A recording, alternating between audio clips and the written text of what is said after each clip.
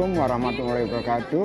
Jumpa lagi dalam acara Ngobrol Pikiran bersama Ges Halifah. Hari ini edisi spesial ulang tahun Jakarta bertema Jakarta menurut orang Betawi. Karena di depan saya ini ada Fadriah Nurdiarsih. Dia seorang penulis. Ini ada bukunya berjudul Rumah Ini Punya Siapa.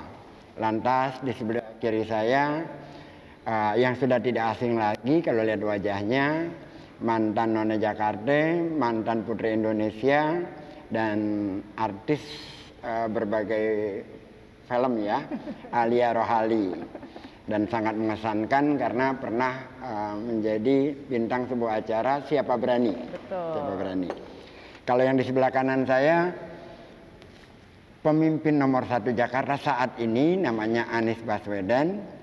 Dan kita mau bincang-bincang tentang Jakarta ke depan akan seperti apa, terus bagaimana Jakarta menurut teman-teman yang memang lahir besar di Jakarta. Nurdiarsih Fadriah ini lahirnya di Kebagusan, Iya, betul. Alia Rohali di Kemanggisan, tetapi latar belakangnya di Kampung Melayu kecil. Dua tempat itu saya sangat hafal dulunya. Kalau dulunya Kampung Melayu kecil itu daerah ini kalau hujan nggak harus lama-lama, cukup setengah jam air sudah lumayan. Teman-teman ngopi bareng. Yang menarik dari bukunya Fadriah ini, awalnya bertema cerpen, judul pertamanya itu Anak-anak Ustazah Rahmah. Mengapa tema awalnya itu Ustazah Rahmah? Bagi masyarakat Betawi, tangan itu dekat sama rotan. Kalau kita ngaji, itu salah sedikit kena rotan. Rupanya Fadriah pernah ngalamin juga ya? Pernah. Alia, ya kadang-kadang lah ya. Jarang di rotan. Dan secara sosiologis, masyarakat Betawi itu memang lebih dekat dengan langgar, dengan majelis taklim, dan sebagainya. Tapi kali ini, teman-teman ini membicara tentang kotaknya. Sebagai warga Jakarta yang melihat perkembangan Jakarta dari tahun ke tahun. Silakan Fadriah, menurut kamu apa yang sekarang ini sedang terjadi dan harapan-harapan ke depan seperti apa yang kamu lihat tentang Jakarta? Biar Pak Gubernur nanti menjawabnya belakangan. Iya, Pak Ges, saya memang sejak lahir tinggal di Kebagusan di daerah Pasar Minggu, Jakarta Selatan. Mungkin daerah itu sebelumnya tidak begitu terkenal ya, sampai akhirnya ada Ibu Presiden mantan Presiden Megawati kemudian bertempat tinggal di sana, dan Kebagusan itu menjadi sering disebut-sebut terutama di media.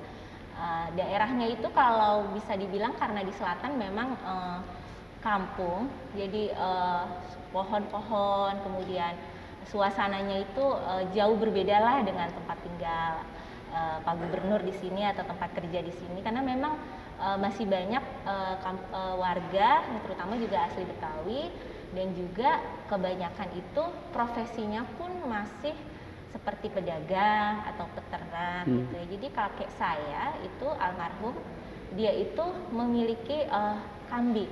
Jadi beliau itu memelihara kambing-kambing itu untuk dijual di Hari Raya Idul Adha. Dan biasanya beliau itu sebelum ada dipisahkan oleh jalan tol, beliau mencari sendiri. Saya waktu kecil itu mengalami yang namanya diajak kakek bawa ini ya, semacam gerobak gitu, mencari rumput untuk kambing. Itu saya mengalami dan adik-adik diajak. Nah, itu masih dapat. Tapi kemudian ketika sudah mulai ada jalan tol, semakin sulit, sehingga akhirnya tidak lagi memelihara kambing. Tapi juga di kebun-kebun kami itu waktu itu ada pohon rambutan, kemudian pohon nangka, cipedak, yang semua itu ketika berbuah dijual di pasar Lenteng atau di pasar Minggu. Dan almarhum kakek itu selalu membanggakan bahwa ini rambutan ini menghidupi keluarga. Karena semua bisa sekolah, bisa makan. Ini dari hasil tani gitu, hasil berjualan rambutan. Dan dia selalu pesan tidak boleh dijual atau tidak boleh ditebang, karena ini menanam dan memeliharanya susah. Jadi penghargaan beliau itu sama terhadap makhluk hidup ya, hewan, tumbuhan itu luar biasa, sehingga kami itu juga selalu diingatkan untuk menjaga lingkungan gitu kan.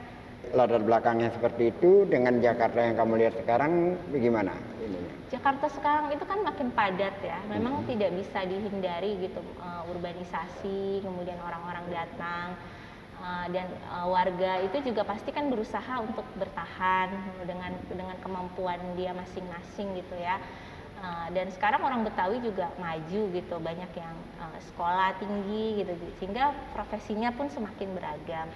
Di dekat tempat tinggal saya tuh sekarang kan ada jalan layang yang Lenteng Agung itu Pak, bagus Tapal banget kuda. itu.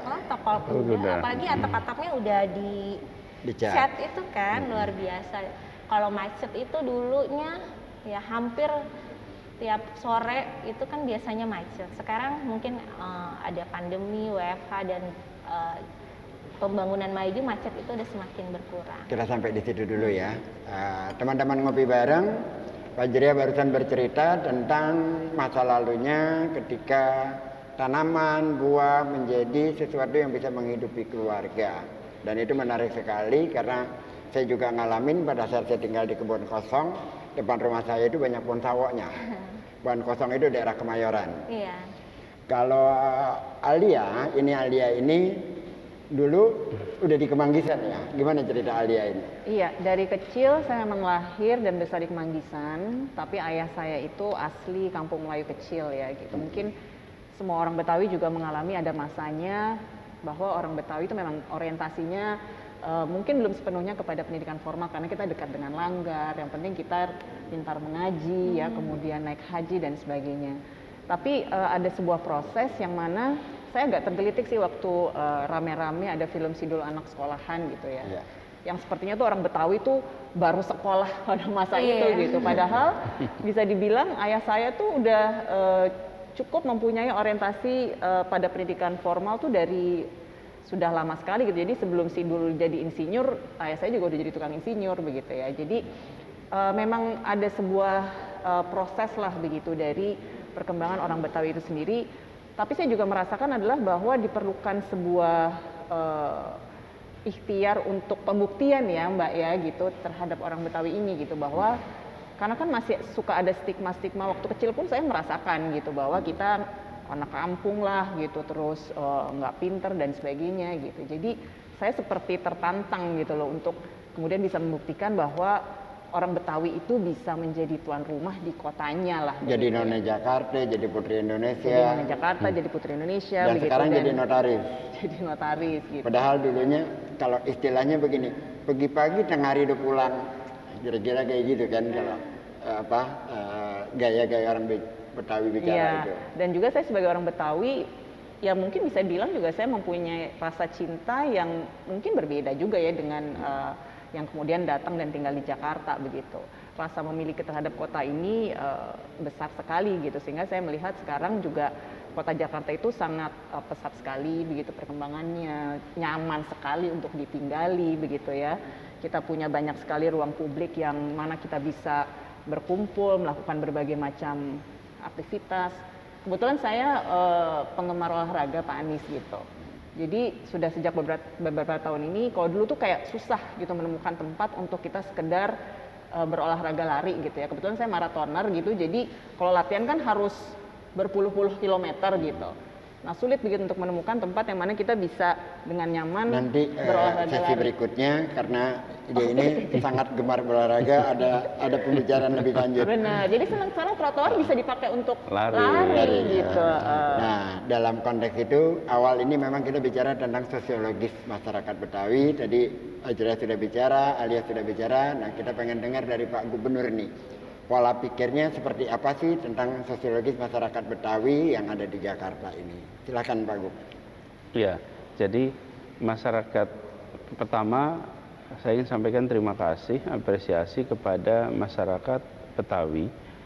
Ini bukan pertama kali saya menyampaikan, tapi saya selalu berulang menyampaikan bahwa bangsa Indonesia yang tersebar di seluruh Nusantara ini itu simpulnya dibangun di kota ini. Perasaan kebersamaannya itu paling banyak dibangun di kota ini. Di kota ini dideklarasikan Sumpah Pemuda, di kota ini dideklarasikan kemerdekaan, dan itu hanya terjadi karena masyarakat di kota ini menyambut dengan tangan terbuka, dengan perasaan kesetaraan pada pendatang dari seluruh Indonesia. Di tempat inilah berbagai suku bangsa bisa menemukan ruang untuk berinteraksi secara setara. Dan masyarakat Betawi kontribusinya luar biasa besar dalam pembentukan perasaan kebangsaan itu. Jadi ini kalau kita melihat terjadi pertemuan di sini berkali-kali sampai akhirnya menuju kemerdekaan, menuju perasaan kebangsaan, di belakang itu ada kontribusi fasilitator. Oh, ya? Ini adalah masyarakat Betawi. Lalu yang kedua, pada saat kita merdeka 17 Agustus, pandangan dunia tentang Indonesia adalah ini deklarasinya sekelompok intelektual, orang-orang sekolahan, orang-orang yang pada dididik Eropa, pendidikan Barat, yang kemudian menuntut kemerdekaan. Rakyat enggak kok. Rakyat tidak menuntut. Lebih kepada orang yang mengalami edukasi ya. Oh, ini adalah deklarasi kalau mintalah. Terjadilah pembuktian oleh rakyat yang kita kenal dengan peristiwa Ikada. Siapa yang datang di Ikada itu? Masyarakat Betawi. Rakyat dari kampung-kampung, ulama, jawara, semua bergerak ke satu lapangan membuktikan bahwa kemerdekaan ini bukan permintaan kaum elit. Kemerdekaan ini adalah tuntutan kami semua. Peristiwa itu tidak boleh dianggap kecil. Karena untuk pertama kalinya rakyat bergerak berbondong-bondong di kota ini, yang peristiwa itu membuat sekutu betul-betul getar, nggak berani keluar Kemayoran, nggak berani keluar Kemayoran. Mereka merasanya bisa leluasa kemana-mana. Begitu masyarakat Betawi, dan ketika itu diperkirakan yang datang sekitar 250.000 orang. 250.000 orang. Sementara penduduk di sini Betawi kira-kira sekitar 400-450.000. Nanti angkanya dicek lagi ya, saya tidak berani akurat. Tapi artinya apa? Separuh dari warga kosong datang ke sini. Nah, jadi ketika kita bicara tentang masyarakat Betawi, maka kita berbicara tentang sekelompok orang yang menjadi tuan rumah terjadinya perasaan kebangsaan seperti Indonesia ini. Lalu menjadi bangsa, kontribusinya besar. Nah, lalu Jakarta berkembang menjadi pusat perekonomian, berkembang menjadi pusat pemerintahan, budaya, dan lain-lain. Nah, disinilah kemudian mulai itu dinamika terjadi. Apa yang tadi diceritakan, kotanya tumbuh berkembang, kemudian ruangnya Jakarta ini secara ukuran kira-kira 600 km persegi. 600 km persegi. Kira-kira kalau dibuat ukuran 30 atas bawah, 20 di bawah gitu, kira-kira 600 meter persegi, 600 km persegi. Ruangnya DKI nggak tambah sebetulnya, tapi jumlah penduduknya bertambah terus. Bertambah. Karena itu kemudian terjadi konversi, yang semula tanah Jakarta ini penuh dengan nama-nama yang menggambarkan ruang yang terbuka. Ya, ruang terbuka. Tadi misalnya Kemanggisan, itu berarti ruangnya terbuka, itu pasti. Kebagusan itu kalau dengar kata Senen, dari dulu nggak pernah terbuka. Memang Senen itu selalu padat. Tapi Kemanggisan, Kebagusan, Rawa Belong, Rawa Buaya, Rawa Bebek, Rawa Badak, semuanya itu menggambarkan space yang terbuka. Lalu space terbuka itu sekarang nggak kelihatan lagi. Lain dengan tempat seperti Tanah Abang, Senen, Cawang. Dari dulu memang tempat itu tempat yang memang padat, karena itu dari namanya kita tahu. Dari namanya tergambar bahwa tempat itu dulunya penuh penduduk. Tapi ada nama yang dari ketika kita mendengar kebun kacang. Dari dulunya kosong itu namanya, makanya namanya kebun jeruk, kebun kacang, kebun apa lagi nih? Kebun jeruk, kebun nanas.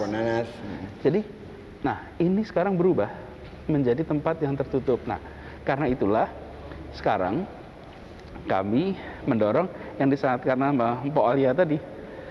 Sekarang kami dorong membentuk ruang terbuka sebagai ruang ketiga. Ruang pertama itu di mana? Di rumah. Ruang kedua di tempat kerja. Lalu kita bangun ruang ketiga untuk membuka space baru bagi interaksi. Di mana itu?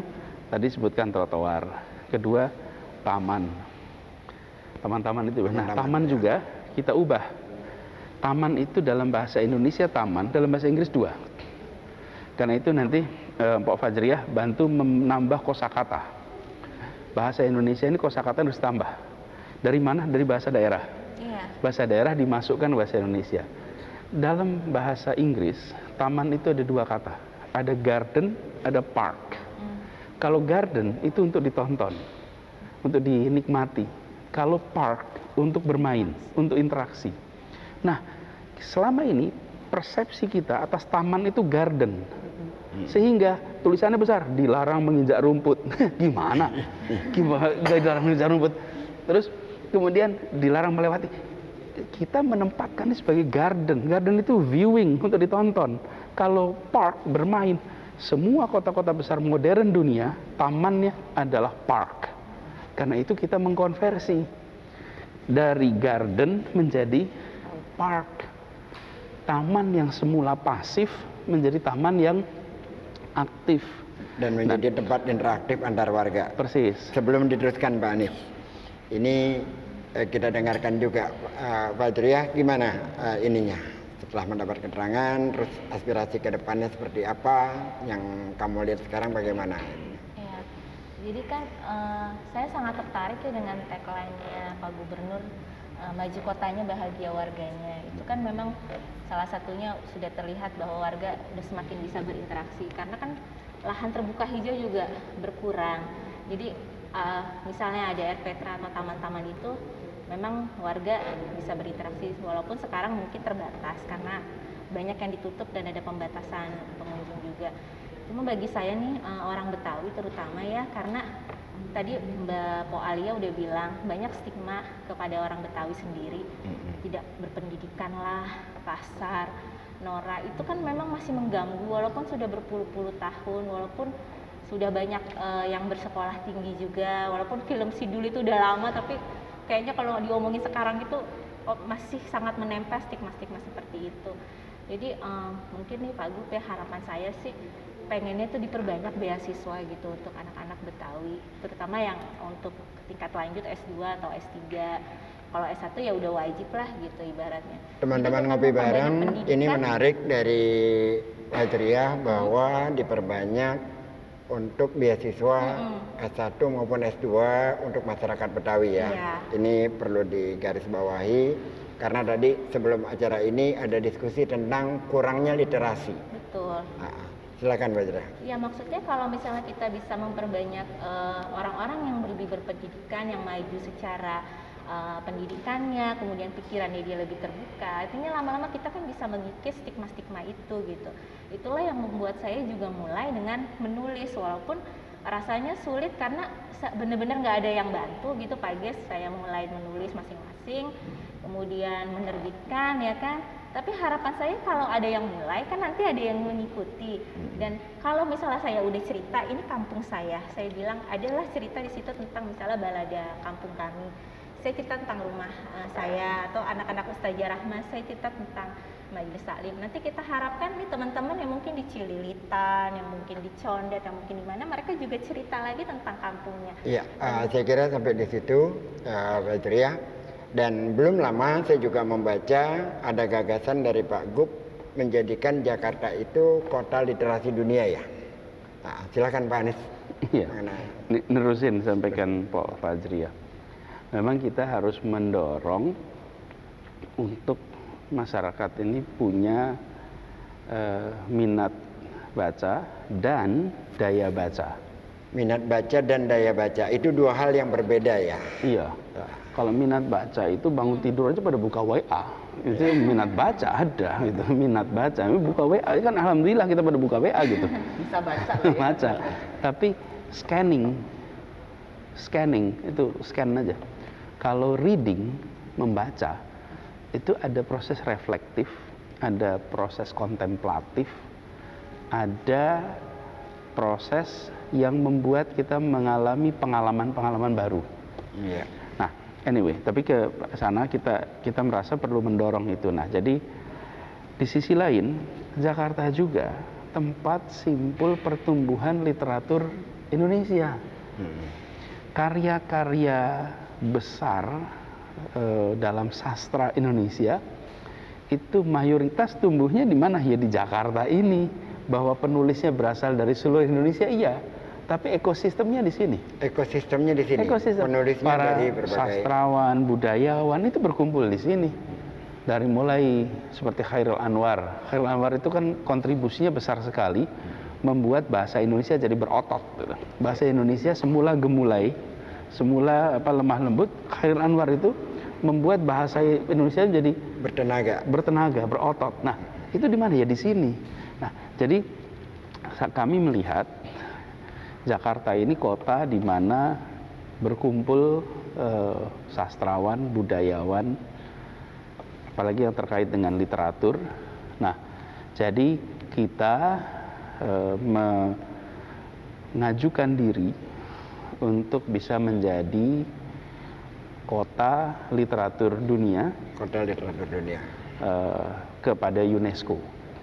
Dan kita berharap proposal ini bisa diterima, karena kalau kita bisa menjadi tuan rumah, bisa menjadi kota literatur, maka kita akan bisa menunjukkan kepada dunia karya-karya literatur yang ada di tempat ini. Jadi kepentingannya kan begini, saya merasa kita harus dorong lebih jauh.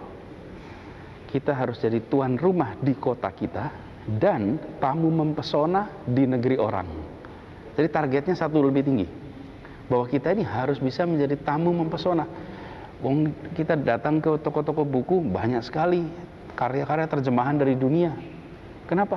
Kita mau menerima literatur orang lain. Kenapa tidak karya kita penetrasi dunia? Tapi untuk karya kita penetrasi dunia, kita harus menunjukkan. Nah, jadi kami ingin dalam proses sekarang ini, mudah-mudahan berhasil. Kalau itu berhasil, maka perhatian dunia ke Jakarta meningkat. Lalu di sini semua para produsen karya-karya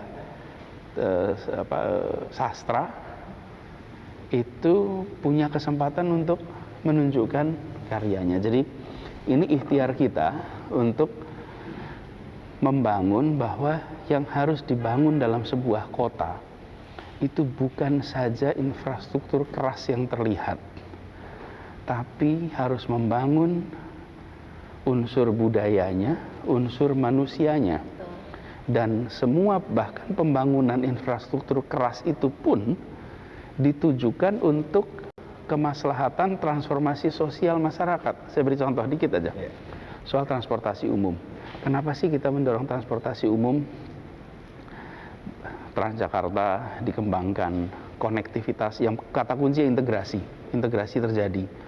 Jadi dari sekitar 350-an ribu penumpang per hari tahun 2016, di awal 2020 persis sebelum pandemi itu sudah sampai 1 juta per hari. Artinya ada meningkat 2 kali lipat, 3 kali lipat bahkan, 3 kali lipat per hari. Nah, orang yang berpindah ke kendaraan umum itu bagian dari ikhtiar kita membangun perasaan kesetaraan. Karena kalau berada di kendaraan umum, apakah itu CEO, apakah itu GM, apakah itu pengangguran, duduknya sama, berdirinya sama. Jadi tujuannya bukan sekedar mengurangi polusi, bukan sekedar mengurangi kemacetan, tujuan yang lebih besar adalah membangun perasaan persatuan, kesetaraan yang ada di warga kita. Bangun trotoar. Begitu bangun trotoar, siapa saja yang pakai trotoar itu nggak ada strata sosial ekonomi.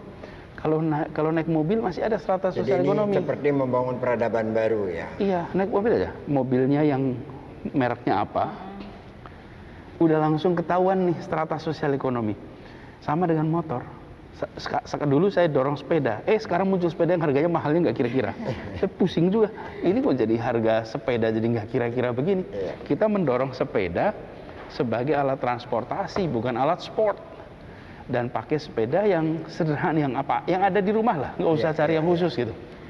Tujuannya adalah ya masyarakat lebih sehat, mobilitas penduduk menggunakan sepeda, tapi lagi-lagi perasaan kesetaraan. Sampai di situ Pak Anies, teman-teman ngopi bareng, yang dibangun di Jakarta bukan hanya sekedar infrastruktur, tapi yang dibangun adalah perasaan kesetaraan, dan ini adalah membangun perubahan peradaban baru, karena di ruang ketiga, di ruang publik itu semua masyarakat menjadi setara. Seperti bagaimana kalau kita di Singapura atau di kota-kota besar dunia lainnya, rasakan itu perbedaan jurang antara kelas menengah atau kelas bawah tidak terlalu terlihat di ruang-ruang publik. Menarik dalam konteks ini adalah kepada Alia, karena Alia ini selain peminat olahraga yang hari-hari hampir setiap minggu dia berada di Sudirman Tamrin, GBK dan sebagainya, menikmati jalan-jalan di Jakarta ini sebagai bikers ya. 4 kali seminggu. 4 kali. Lari dan sepeda. Alia bisa bercerita panjang soal perubahan-perubahan yang sekarang ini terkait dengan yang tadi dibicarakan. Iya, betul sekali. Jadi memang seperti tadi saya sudah sebutkan di awal, kalau saya berlari maraton itu seminggu itu saya harus lari minimal 40 km seminggu ya. Kalau mau ikut suatu ajang maraton begitu. Nah, jadi memang udah hari-hari itu kita nyebutnya tuh ngukur jalan gitu. Nah, jadi saya paham banget gitu perubahan-perubahan dari jalan yang biasa saya lalui begitu. Saya lari atau saya naik sepeda, dan memang terasa sekali perubahannya Pak Anies, dan masyarakat kita ternyata juga tidak terlalu susah loh untuk diatur ya. Waktu zaman CFD gitu, yang mana tadinya semuanya nyampur sampai terus akhirnya yang jalan di sini, yang sepeda di sini begitu. Nah, lama-lama tuh kita bisa karena memang ingin bersama-sama menggunakan fasilitas itu dengan baik gitu ya, dengan nyaman. Akhirnya terurai sendiri, oh yang jalan di sini, yang lari di sini, naik sepeda di sini gitu. Dan itu tidak butuh waktu lama gitu ya, seperti itu. Dan kemudian juga lebih hijau, lebih indah gitu ya, taman-taman di sepanjang Sudirman, Tamrin itu bagus dan sangat terawat begitu. Jadi sambil lari itu saya sambil ngeliatin garden ini yang ada di sepanjang Sudirman Tamrin, itu juga menyenangkan sekali gitu ya untuk dipandang mata. Dan jadi saya juga tahu, oh di belokan ini yang pas lagi muter dari BNI turun ke bawah tuh masuk terowongan, di situ kan juga ada public space untuk main skateboard tuh Pak ya. Nah, itu juga anak-anak di situ kalau hari Minggu tuh dulu sebelum pandemi tuh beraktivitas gitu, dan kita pun melihatnya tuh seneng gitu ya, karena kan juga permasalahan ya buat kita anak-anak yang selalu attach dengan gadgetnya dan membawa mereka keluar gitu untuk melakukan aktivitas di luar tuh sulit begitu. Tapi kan dengan adanya ruang-ruang publik jadi bisa di-encourage gitu. Kemudian ada yang naik flying skate dan sebagainya. Jadi ada sebuah lifestyle baru lah yang kemudian terbangun untuk beraktivitas di luar, karena fasilitasnya juga nyaman gitu kan. Sudah lebih nyaman di. Itu yang saya lihat dan benar-benar saya rasakan, karena ya itu tadi seminggu 4 kali saya ngukur jalan gitu. Teman-teman ngopi bareng, ulang tahun Jakarta ini edisi spesial, jadi temanya saja Jakarta menurut orang Betawi. Nah, ini yang bicara adalah Alia Rohali, anak Kemanggisan kita nyebutnya. Kalau yang ini anak Kebagusan. Kita jarang sekali di Jakarta itu bicara tentang biasanya selalu anak mana kan gitu. Bahkan jarang sekali bertanya tentang kuliahnya di mana, enggak. Pasti biasanya SMA lo di mana gitu. Nah, ini adalah Alia baru berbicara tentang perubahan-perubahan yang terjadi di Jakarta. Dan memang banyak sekali, saya sendiri merasakan bagaimana kalau Sudirman Tamrin masih wajar, tapi yang agak menakjubkan adalah nerakanya Jakarta, Senen. Saya menyebutnya nerakanya Jakarta karena dua teman ini paling takut kalau udah masuk ke daerah Senen, Pak Anies. Karena Senen itu semrawut, rawan, tempat tukang palak, tukang ngepom, tukang macam-macam lah. Tapi sekarang menjadi destinasi wisata. Kira-kira Alia, menurut kamu ke depan harapannya, mumpung kita ketemu Pak Gubernur nih, apalagi yang harus dilakukan terkait dengan Jakarta ke depan? Ya pokoknya sih saya pengennya tuh semua memang warganya tuh punya hak yang sama ya atas kota Jakarta gitu. Mungkin juga yang kemarin baru saja terjadi begitu, ada heboh-heboh gitu mengenai yang sepedahan dan yang pengendara bermotor, sampai akhirnya tagline-nya kan share the road gitu. Jadi dalam arti adalah bahwa pengennya memang semua warga Jakarta itu berhak atas fasilitas publik. umum publik yang ada di Jakarta. Tapi sangat baik sekali dengan adanya pengaturan-pengaturan yang kemarin juga sudah dilakukan ya oleh Pak Anies. Jadi pokoknya adalah pengennya tuh semua memang berhak lah gitu menikmati kota Jakarta yang sekarang sudah ya lebih baik, lebih nyaman, lebih beradab lah kalau ya, lebih itulah dengan lifestyle yang baru. Dan kemarin juga pandemi itu blessing in disguise sih, banyak sekali membentuk sebuah lifestyle baru ya gitu ya di kota Jakarta gitu. Oke, silakan Pak Saya Anies. meneruskan tadi yang disampaikan Pak Ali ya soal Jakarta, kemudian kawasan-kawasan yang tadi Bang Ges sebut sebagai apa ya, tempat yang mengerikan gitu. Kita ini harus secara serius mengatakan terus-menerus dan mempraktekkan bahwa Jakarta itu adalah kota yang ramah. Jakarta itu adalah kota yang bersahabat. Jakarta itu kota yang penuh peluang. Kalau kita terus-menerus mengirimkan pesan itu, maka ya itu akan menjadi persepsi bersama. Tapi kalau kita pesannya adalah Jakarta kota yang kejam, kota yang garam, Lebih kejam Jakarta daripada lebih ibu diri. misalnya. Jadi menurut saya malah saya nggak mau mengucapkan itu lagi. Iya. Sebagai contoh pun saya nggak mau. Nggak mau, kenapa? Karena itu lebih nempel daripada pesan yang pertamanya. Daripada pesan optimisnya. Iya, saya menyebut aja saya udah nggak mau. Kenapa? Karena saya harus katakan bahwa Jakarta kota yang ramah, kota yang bersahabat, kota yang penuh kesempatan. Kalau tidak, ya nggak ada orang datang ke tempat ini. Gitu. Ini apakah di sini kompetitif? Ya. Apakah di sini? Tapi kompetisi itu kan bisa kita artikan sebagai sesuatu yang sehat, bukan? Nah, jadi kita harus mengubah. Nah, karena itulah kita ingin bangun tempat-tempat itu menjadi tempat di mana kita menemukan itu. Lihat di tempat orang main skateboard, terasa tuh Jakarta kota yang memberikan kesempatan pada semua. Lalu tadi nyebutin pembangunan. Kami ingin kirimkan pesan bahwa yang dibangun infrastruktur yang state of the art, yang paling modern, baru, awal itu nggak hanya di pusat kota. Ini yang tadi putaran flyover itu adalah putaran tapal kuda pertama di Indonesia. Oh, yang itu ada di pertama di Indonesia. Pertama di Indonesia. Dan dua buah lagi ya. Dua, Lenteng Agung sama di Pasar Minggu. Dua-duanya itu kan bukan tengahnya Jakarta secara geografis. Dan kita ingin bangun kesetaraan tadi yang disebutkan Pak Alia itu. Sebagai contoh CFD. Tadi Pak Alia sebut nyeritain tentang CFD yang dulu Semerawut. Ini ya, kalau kita perhatikan, saya ini CFD datang lihat berkali-kali. Saya perhatikan CFD itu, masyarakat Jakarta itu terklaster dalam dua kelompok. Ya. Di CFD itu dulu, sekitar Bundaran HI sampai tanjakan Duku Atas. Ya, Oke. itu yang olahraga tuh ya. Bukan, itu rakyat kecil yang nggak olahraga.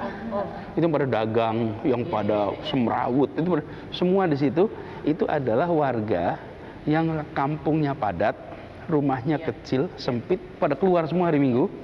Terus di sekitar situ, itu mau jalan kaki aja susah. Ingat ya, CFD seperti itu. Itu Bundaran HI itu semuanya penuh dengan bundarannya. Kemudian terus sampai tanjakan Duku Atas itu nggak bisa dilewatin. Di jalan raya. Dari arah Sudirman itu buat olahraga tuh. Nah, yang dari Patung Senayan, Patung Pemuda Senayan sampai Patung Sudirman itu adalah orang yang olahraga. Oke. Dan kira-kira gini, yang menengah ke atas di sana, oke. Yang menengah ke bawah di Bundaran HI. Oh, ada tersegmentasi. Ada segmentasi. Saya pemilihan. mengamati sebagai orang yang bertanggung jawab atas Jakarta. Saya merasa, ya Allah, ini kota ini tanpa kita sadari terkelompok nih. Yang menengah ke atas nggak ada yang belanja di situ. Semerawut itu nggak ada. Okay? Yang space-nya terbatas, keluar itu pakai sandal, pakai sepatu. Adanya memang nggak niat olahraga. Yang di sini pakaiannya, bajunya, fasilitasnya yang di Pemuda sampai Patung Sudirman itu olahraga. Ini yang sosial ekonomi mapan tengah ke atas. Yang di sini ini sebuah pemisahan virtual nggak disadari. Kalau ini didiamkan, ya ini yang membuat kita mau bikin persatuan itu pakai usaha, nggak bisa otomatis. Lalu apa yang kita kerjakan? Itu baru CFD ya Pak ya? Ini buat CFD nih. Apa yang kita kerjakan? Kita kerjakan yang tadi diceritakan. Aspal hanya untuk jalan kaki dan olahraga. Sepeda juga boleh. yang berjualan hanya boleh di trotoar. Oke? Begitu itu diubah, apa yang terjadi? Jualannya sepanjang Sudirman, olahraganya sampai ke Bundaran HI, lalu dua kelompok ini blending sekarang. Nggak lagi ada segmentasi. Segmentasi itu kan bukan segmentasi yang digarisin, diatur. Segmentasi terjadi secara natural. Secara natural. Nah, begitu yang dagang disebar, karena harus di trotoar, maka tersebar. Yang olahraga juga mau lewat. Yang olahraga juga jadi bisa lewat, maka mendadak semuanya bisa terfasilitasi. Nah, apa yang kemudian terjadi? Nggak lagi ada klaster. Yang olahraga itu sekarang bisa lari sampai ke Bundaran HI. Sampai ke Tamrin. Dulunya berhenti tuh sampai di depan patung Sudirman, pada U-turn di situ. Nggak lagi nerusin karena semrawut, nggak bisa lari.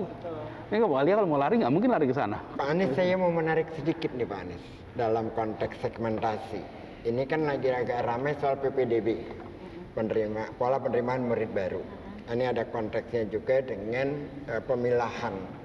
Jadi bukan hanya terkesan, tapi fakta menunjukkan bahwa sekolah-sekolah favorit di Jakarta itu umumnya diisi oleh kelas menengah.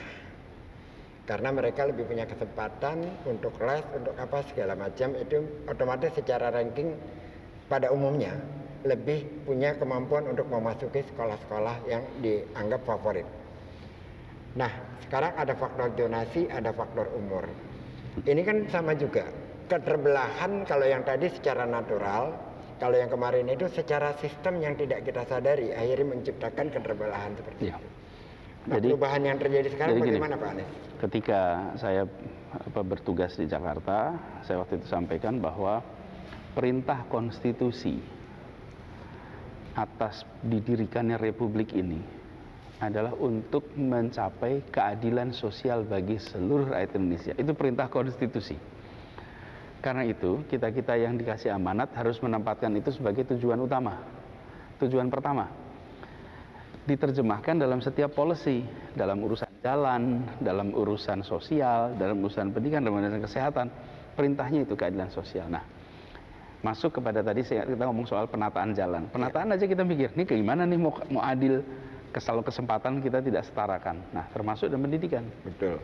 Dalam pendidikan itu, faktanya, tadi sempat disampaikan juga Pak Fajriah cerita tentang keterbatasan, karena itu perlu adanya beasiswa.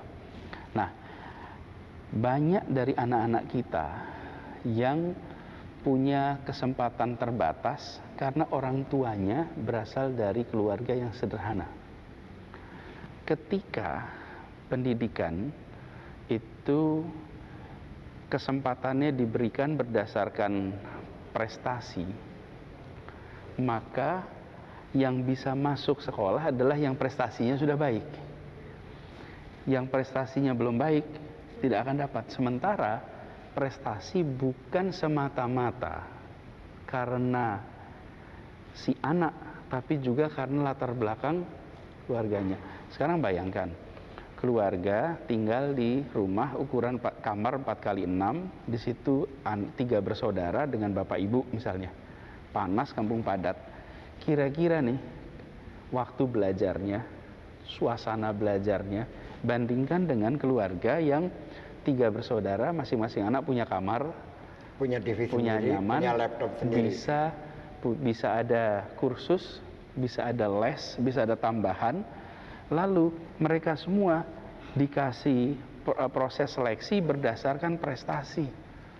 Otomatis yang satu akan punya kesempatan lebih besar. Nah, ini berbeda suasananya dengan 40 tahun yang lalu ketika masyarakat kita masih relatif setara. Pada saat itu relatif setara. Kalau sekarang kita sudah merasakan ini, ada ketimpangan. Nah, jadi kesempatan bersekolah itu harus disetarakan. Penyetaranya dengan apa? Satu, dengan zonasi berbasis tempat tinggal. Yang kedua, itu berdasarkan usia. Apa yang terjadi? Kita mulai tahun lalu, di 2020, ketika itu muncul sekolah-sekolah yang disebut sebagai sekolah favorit. Sebelumnya bisa hampir 90% dari siswa adalah anak orang tua berpendidikan S1 atau lebih tinggi. sesudah kita menerapkan kebijakan ini proporsional. Orang tua yang SD ada banyak, orang tuanya pendidikan SMP ada banyak, orang tua SMA ada banyak. Kenapa? Karena mencerminkan masyarakat kita. Jadi yang masuk di sekolah itu bukan hanya anak-anak dari yang memang sudah terdidik tinggi, tapi anak-anak dari semua strata sosial ekonomi.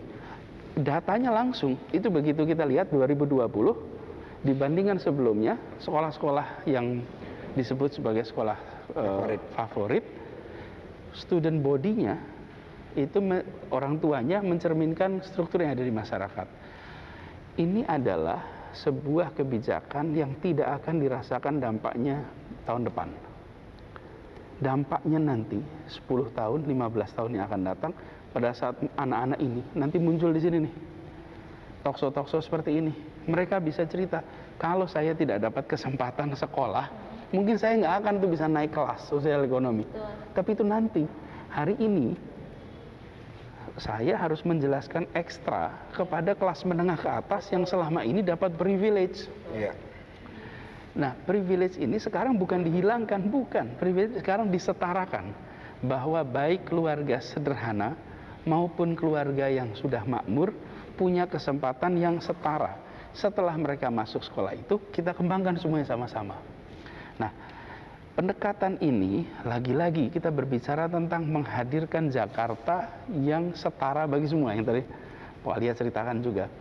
Nah, apakah ini sebuah kebijakan yang bisa pro kon? Iya, karena kebijakan ini ketika dilakukan, ada yang merasa saya punya hak nih untuk masuk ke tempat ini. Iya, karena merasa rankingnya ya. Nah, bagus dan sebagainya. Bagaimana dengan anak yang berprestasi? Tidak masalah, anak ini akan terus berprestasi. Anak-anak kita jangan pernah khawatir tentang anak kita nanti tidak berhasil masuk sekolah, kemudian sekolah yang diinginkan, Iya. lalu kemudian prestasinya. Bahkan saya sempat katakan begini pada kita semua nih, kalau ketemu dengan karyawan, staf, wawancara, sudah nggak ditanya lagi dulu SMA-nya SMA berapa, SMP-nya SMP berapa, nomornya tuh, ya. Tapi yang ditanya tentang Anda nih, pribadinya, karakternya. Karakter itu artinya kepribadiannya dan kinerjanya, kerja kerasnya, kepemimpinannya. Jadi semua potensi itu akan muncul dimanapun kita berada. Nah, jadi kembali pada ini, kesetaraan kesempatan, keadilan itu dicoba untuk selalu menjadi rujukan dalam membuat kebijakan. Teman-teman ngopi bareng, banyak hal bisa kita bicarakan di sore hari ini dalam edisi spesial ulang tahun Jakarta, namun waktunya sangat sempit dan tentu saja Pak Gubernur punya banyak kesibukan yang lain. Hari ini kita bersama Pak Tria dan Alia Rohali membicarakan tentang Jakarta dari beberapa sisi, baik dari sisi tentang pembangunan kota, infrastruktur publik dan segala macamnya, sampai pada masalah sekolah. Tapi ujung akhir dari pembicaraan ini adalah, di ujungnya adalah keadilan sosial bagi seluruh masyarakat. Dalam konteks itulah menjadi dasar setiap kebijakan. Jadi kita sudah banyak lihatlah dalam kesehatan, bagaimana RSUD di Jakarta bisa menjadi ruang perawatan yang ramah kepada masyarakat, bahkan termasuk masyarakat miskin. Sekolah, struktur sosialnya berubah menjadi punya kesempatan bagi banyak orang. Bahkan yang tadinya jalan secara natural terjadi segmentasi, sekarang melakukan perubahan yang terjadi percampuran, jadi tidak ada lagi segmentasi di sana. Dan mungkin tadinya saya ingin membicarakan tentang perempuan, mungkin bisa 2 menit Pak Anies bicarakan tentang perempuan di masa sekarang ini. Pendek saja. Saya seperti sekjen PBB ini, minta Pak Gubernur untuk bicaranya hanya 2 menit. Ini ada Pak Fajri, Pak Alia, mereka yang bisa bicara. Maksudnya bagaimana kesempatan kepada kaum perempuan dalam kebijakan di DKI Jakarta? Kalau gini, kalau di DKI kesetaraan itu jelas ada. Semuanya diberikan kesempatan yang setara. Setara dalam artian gender, setara dalam artian suku bangsa, setara dalam artian agama, semuanya sama, meritokratik. Nah, tapi juga secara kebetulan di saat ini itu banyak posisi-posisi strategis itu malah justru dipegang oleh kaum perempuan di Jakarta.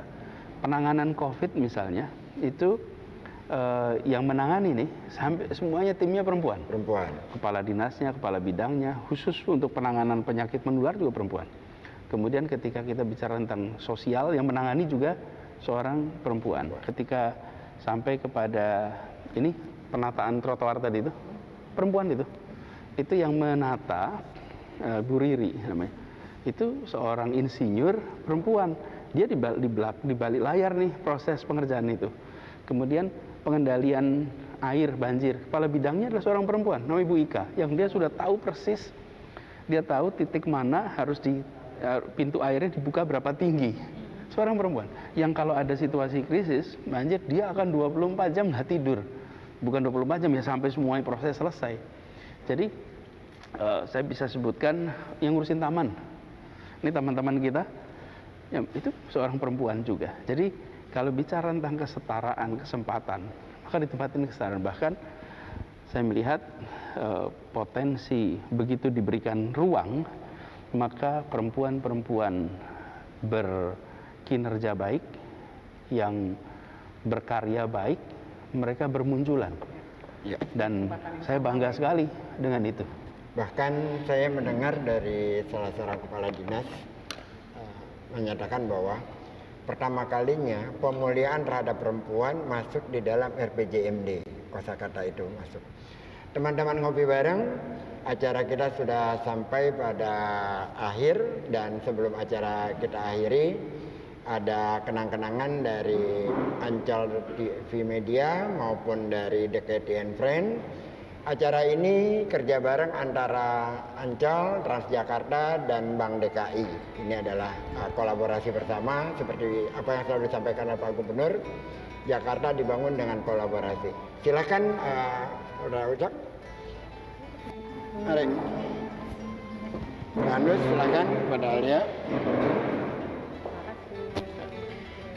Nah, ini dari Rika, mungkin hadiahnya agak mengejutkan bagi Pak Anies karena ini hasil diskusi. Oh ya, apa nih? Silakan dibuka Pak Anies. Silakan dibuka.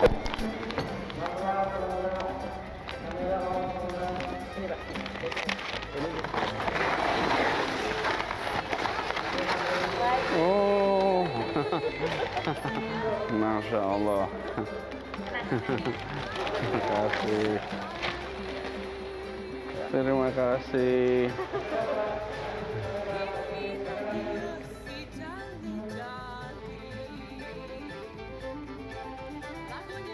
Sudah. Nah, terakhir dari DKT and Friend, para penyayang kucing yang berterima kasih karena Gubernur DKI Jakarta sangat sama ini, Bang Ges bisa lihat barangkali di sekitar balai kota ini.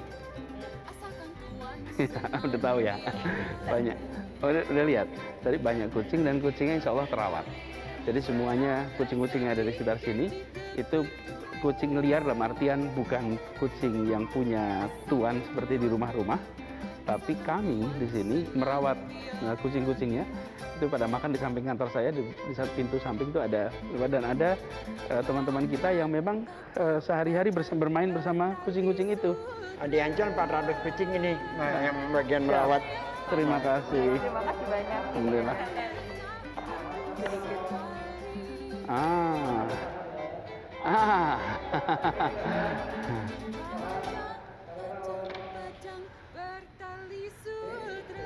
Sip, terima kasih. Ayo teman-teman Ancol TV juga foto bareng di sini. Ya, will do. Oh ya, ada satu lagi dari Rika, ada buku tentang ayahnya, Bang Uwo. Menggagas Lebaran Betawi. Masya Allah, Bang Uwo.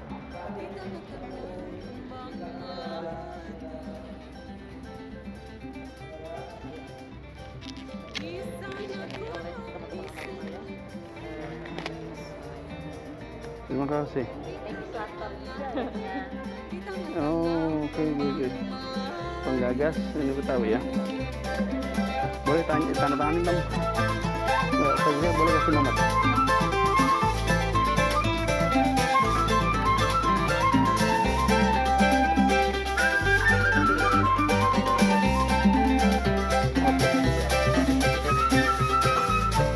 Palinglah enak si mangga udang,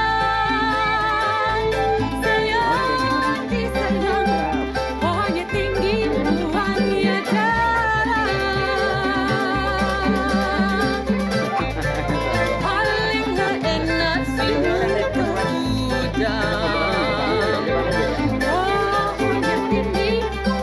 pohonnya tinggi, buahnya jarang. Palinglah enak si orang bujang sayang, kemana pergi, tiada yang larang. Palinglah enak si orang bujang sayang, kemana pergi, tiada yang larang. Kemana ya sini Tuhan?